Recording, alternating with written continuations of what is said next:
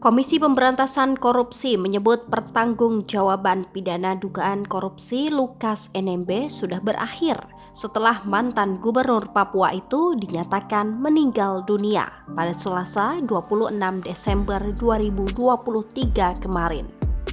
Akan tetapi, negara masih dapat melakukan penuntutan berupa ganti rugi terhadap tersangka maupun terdakwa yang telah meninggal dunia. Ganti rugi kerugian negara itu bisa dilakukan dengan gugatan perdata ke pengadilan negeri.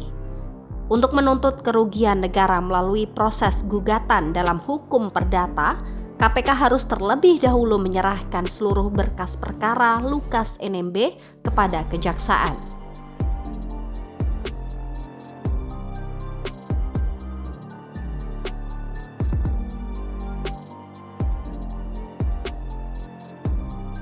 Selain dugaan korupsi, Lukas NMB juga merupakan terdakwa dugaan suap dan gratifikasi.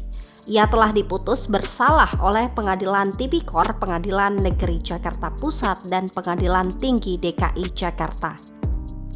Lukas NMB dijatuhi hukuman 10 tahun penjara dalam kasus dugaan suap dan gratifikasi di Pemprov Papua.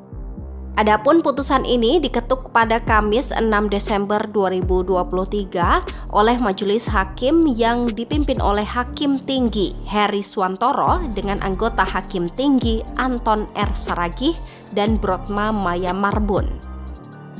Dalam pertimbangannya, Pengadilan Tinggi DKI Jakarta menilai Lukas NMB terbukti secara sah dan meyakinkan bersalah melakukan tindak pidana korupsi berupa penerimaan suap dan gratifikasi saat menjabat sebagai Gubernur Papua 2013 hingga 2022.